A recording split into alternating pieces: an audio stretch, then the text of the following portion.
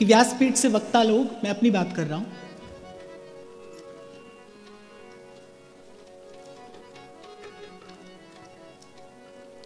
कि गंगा नहाए गंगादास, जमुना नहाए जमुनादास।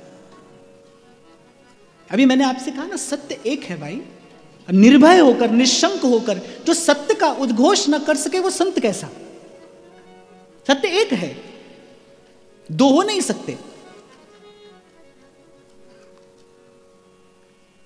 और वो सत्य स्वयं कह रहा है, एको हम द्वितीयो नास्ति, एकम सद विप्रा बहुधा वदन्ति। एक एक एक।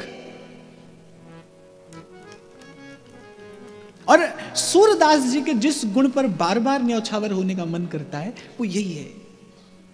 सूरदास डंके की चोट पर कहते हैं, और देव सब रंग भिखारी, और देव सब रंग भिखारी, त्यागे बहुजु अनेरे, त्यागे बहुजु अनेरे। अच्छा, एक और बात, यहां किसी की निंदा नहीं कर रहे हैं सूरदास। ये सत्य की उद्घोषणा है, और सत्य की उद्घोषणा एक निर्भय और निशंक हृदय ऐसे ही करता है। ये सत्य की उद्घोषणा है। देखो भाई, शास्त्र पुराण में बहुत कुछ कहा गया है, उसका अंत नहीं है। भगवान शंकराचार्य तो कह रहे शब्द जालम महारण्यम चित्त भ्रमण कारणम।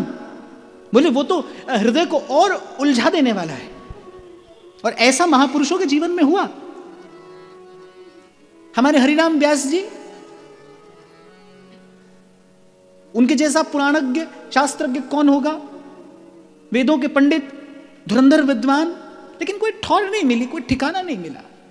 और महापुरुष बार बार चेता रहे हैं, बड़े भाग मानुष तन पावा, ये बड़ा दुर्लभ अवसर मिला है। संत बार बार जगाते हैं जीव को, अरे बार बार तो बनत नहीं, ये संजोग अनूप।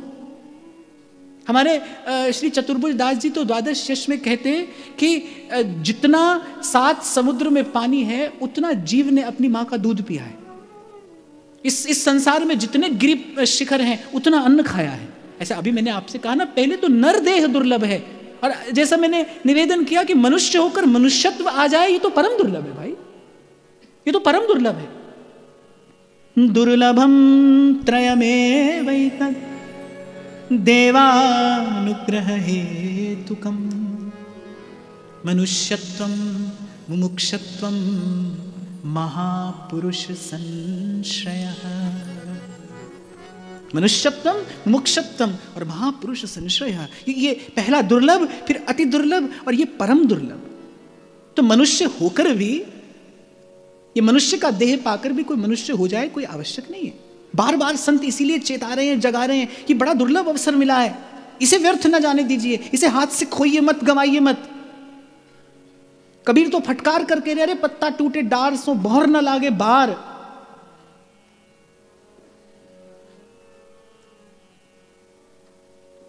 सब मन के सुख को खोज रहे हैं, प्राणी मात्र मन का सुख खोज रहा है। ज्ञान की दृष्टि से देख लीजिए, विज्ञान की दृष्टि से देख लीजिए, मनोविज्ञान की दृष्टि से देख लीजिए। मन एकाग्र होगा तो सुख पाएगा, और एकाग्र होने के लिए किसी एक का होना आवश्यक है। अरे उसी एक को खोजना ही तो साधना है। सूरदास जी डंके की चोट पर उस एक की घोषणा करते हैं, सूरदास प्रभु तुम्हारी कृपा, सूरदास प्रभु तुम्हारी कृपा, पाए सुख जो घनेरे, जो हम भले बुरे सोते। बहुत बार ऐसा देखा जाता है ना कि ऐसा कह के हम अपने मन का समाधान कर लेते हैं, अरे हम तो प्रभु के ही नाते सबकी पूजा कर लेते हैं, प्रभु के ही नाते सबको प्रणाम कर लेते हैं, सबको नमस्कार कर लेते हैं, सो तो ठीक है। अरे प्रभु के नाते किसी की पूजा करते हो, फिर प्रभु का नाता तो आपसे, मुझसे, हमसे, सबसे, फिर संसार में झगड़ा झंझट क्यों है? अगर प्रभु के नाते का आप आदर करते हैं, फिर प्रभु का नाता तो चींटी से लेकर ब्रह्मा जी तक सबसे है, फिर प्रभु का नाता तो सबसे निभाया जाना चाहिए। ये कुछ नहीं है भाई, ये केवल एक झूठा समाधान है जो आप अपने मन को देते हैं। देखो, भगवान ने स्पष्ट कहा है कि मैं केवल भक्ति से नहीं, पतिव्रता भक्ति से वश में हूं, अनन्य भक्ति। और अनन्य अर्थात अन्याश्रयाणाम त्यागो अनन्यता, किसी अन्य का आश्रय ना हो, पराश्रय ये ना हो जीवन। हमारे ध्रुवदास जी तो कहते हैं जो घरनी हो अति बुरी, घरनी माने गृहिणी, मेरी जो घरनी हो अति बुरी, अति बुरी माने बड़ा कठोर स्वभाव हो, कठोर कटु वचन कहने वाली हो, कोई सहयोग ना हो, पर फिर भी कह रहे पति नहीं छाणत ताही। पर फिर कहते हैं देखत ही पर पुरुष तन नेक न चितवया। यदि पर पुरुष का चिंतन करे फिर पति एक क्षण भी नहीं लगाता है उसका त्याग करने में। अभी हम श्री ठाकुर जी के स्वभाव की बात कर रहे थे ना, ये भी प्रभु का स्वभाव है। बस वो ये चाहते हैं कि हमारा होकर कोई किसी अन्य का आश्रय न ले। और जैसा मैंने कहा ना कि जीव तो भूला है, भटका है, और यहां मैं बड़ी विनम्रता पूर्वक पर बड़े विश्वास से ये बात कह रहा हूं, व्यास पीठ का केवल एक उद्देश्य है, सत्य की प्रतिष्ठा। और वो सत्य क्या है? जो महर्षि वेदव्यास ने सत्यम परम धीमहि कहकर श्रीमद् भागवत में प्रकीर्तित किया है, प्रतिष्ठित किया है, वही सत्य है। और श्रीमद् भागवत क्या कहती है? एतेश्चांस कला पुंसः कृष्णस्तु भगवान स्वयं। एक बात है भाई, गोपाल गोकुल वल्लभी प्रिय गोप गोसुत वल्लभम चरणारविंद महं भजे भजनीय सुरमुनि दुर्लभम। भजनीय श्री कृष्ण है, भजवे को दोई सुघर कह हरि दास। सूरदास मार्ग दिखाते हैं। इसीलिए मैंने कहा भाई मुझे बलिहार जाने का मन करता है सूरदास जी की इस बाकी अनन्यता पर। वो बिल्कुल निर्भय निश्चिंत होकर कहते हैं, और देव सब रंग बिखारी, और कह रहे त्यागे बहुजु अनेरे। बोले मैं तो निकट भी नहीं जाता हूं।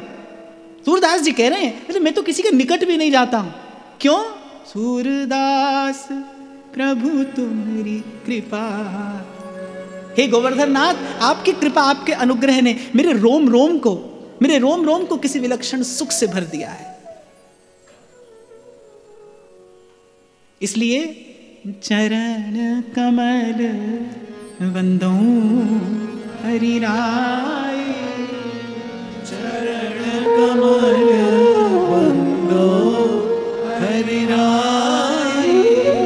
सूरदास स्वामी करुणामय, सूरदास स्वामी करुणामय।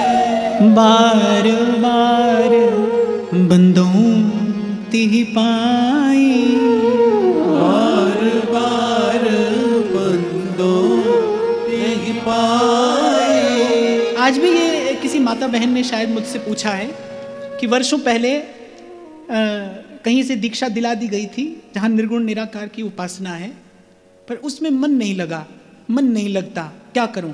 अरे सूरदास जी का नहीं लगता, तुम्हारा क्या लगेगा?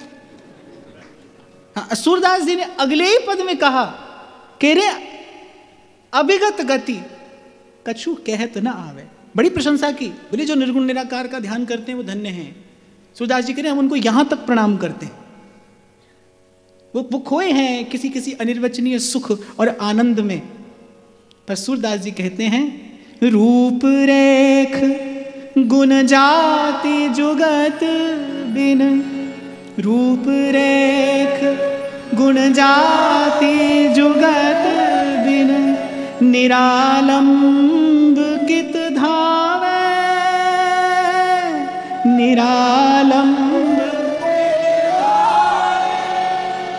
सब विधि अगम विचारता ते, सब विधि। सूरदास जी कहते हैं भाई वो निर्गुण निराकार हमारी तो हर प्रकार से पहुंच से बाहर है। सब विधि अगम विचार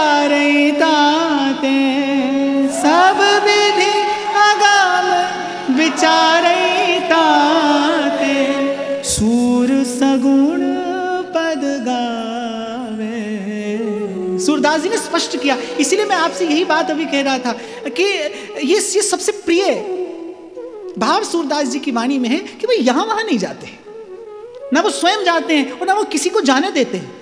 और मुझे लगता है संत का यही कार्य है भाई, जीव को सत्य के मार्ग पर चलाए, सतमार्ग, सतमार्ग। और जैसा मैंने कहा भाई, गांठ बांध कर रखना, कोई भी युग हो, कोई भी काल हो, पर इस सत्य में कोई परिवर्तन नहीं होगा, नहीं हुआ कि सत्य एक है, भजनीय तत्व एक है, दो नहीं। और अगर आप कहते हैं ना कि सबके नाते, प्रभु के नाते सबको प्रणाम करते हैं, फिर तो भाई सबको प्रणाम करिए नामदेव की तरह। देखो है आपके मेरे जीवन में वो सामर्थ्य कि प्रभु के लिए अमनिया बनाया नामदेव ने, वो रोटी कुत्ता मुंह में दबाकर चला और नामदेव घी का कटोरा लिए पीछे पीछे दौड़ रहे हैं। है आपके मेरे में सामर्थ्य? अरे मैंने तो सुनाया था आपको, सच्ची घटना है। एक महात्मा शालिग्राम जी की सेवा करते थे, अमनिया बनाया और यही घटना घटी, कुत्ता मुंह में दबाकर और भाग गया। अब महात्मा बचपन में गोली खेलते होंगे खूब, वो शालिग्राम जी हाथ में थे और महात्मा को और तो कुछ सूझा नहीं। अब महात्माओं को भाई रसोई करने में बड़ा परिश्रम होता है, आप तो हंस रहे हैं, मधुकरी करके लाओ, चूल्हा चौका सजाओ, फिर करो, तो बड़ा परिश्रम का काम है ना। तो महात्मा जी को कुछ सूझा नहीं, वो जो शालिग्राम जी हाथ में थे देकर मारे। अब निशाना बढ़िया था, सही जगह लगा, रोटी तो छूट गई, वो जिस वस्त्र में बंधी थी वो लेकर भाग रहा था, रोटी तो छूट गई। महात्मा कहने लगे, ये बरसों से सेवा कर रहे थे, काम तो आज ही आए आप। अरे इतने बरस हुए तुम्हारी सेवा करते, आज काम आए, दो रोटी तो बचा कर दी। तो अगर प्रभु के नाते सबका सम्मान करते हो, फिर प्रभु का नाता तो भाई चींटी से लेकर और ब्रह्मा जी तक सबसे है। पर सच्ची बात यह है भाई, आप में मुझ में ऐसी सामर्थ्य नहीं। और मैं तो कहता हूं काल क्रम में घटी अनंत अनंत घटनाएं हैं, जिनके आश्रय में बैठकर आप और मैं ये सच चर्चा करते हैं। इसे व्यासपीठ कहते हैं। भगवान वेदव्यास के प्रश्रय में बैठकर ये सत्य की चर्चा की जाती है। वो वेदव्यास जिन्होंने लोक के कल्याण के लिए वेदों का विभाजन करने जैसा महत् कार्य कर दिया, 18 पुराणों की रचना कर दी और जाने क्या क्या। लेकिन मन को सुख कब मिला? जब गिरधर गोपाल का जस गाया। नारद जी ने कहा आपने सब किया है, पर आपने श्री हरि की लीला का गान नहीं किया। जीव का निस्तार इसके अतिरिक्त नहीं हो सकता। और मैं कहता हूं बहुत बहुत बात में मन लगाने की आवश्यकता क्या है? किम प्रयोजनम, क्या प्रयोजन है? स्वयं गीता में भगवान कह रहे हैं, जो मुझे छोड़कर किसी अन्य का भजन करता है, भजता तो मुझे ही है, पर अविधि पूर्वक भजता है। इसलिए वो सतगति को प्राप्त नहीं करता, वो परम फल को प्राप्त करने से वंचित रह जाता है। भजता तो मुझे ही है, क्यों? क्योंकि मेरे अतिरिक्त कोई दूसरा है नहीं। वासुदेव सर्वम, मेरे अतिरिक्त कोई दूसरा है नहीं, हो नहीं सकता, तो भजता तो मुझे ही है, किंतु अविधि पूर्वक भजता है। इसीलिए मैंने आपको आरंभ में कहा, सूरदास जी प्रेरणा भी देते हैं, सूरदास जी प्रोत्साहन भी देते हैं, सूरदास जी भक्ति का प्रताप भी दिखाते हैं, सूरदास जी प्रभु की कृपा का प्रसाद भी देते हैं और प्रेम का परम फल भी चखाते हैं। इसलिए सूरदास कह रहे हैं अभिगत गति कछु कहत ना आवे। बोले हमारी समझ में ये नहीं आता। हमारे सेवक जी तो कहते हैं, बोले प्रेमी अनन्य भजन ना होई, जो अंतर्यामी भजे मन में। बोले मन मन में किसी अंतर्यामी का भजन हो रहा है, बोले प्रेमी ऐसा भजन नहीं कर सकता। आपको एक छोटी सी घटना सुनाता हूँ, आपको आनंद आएगा।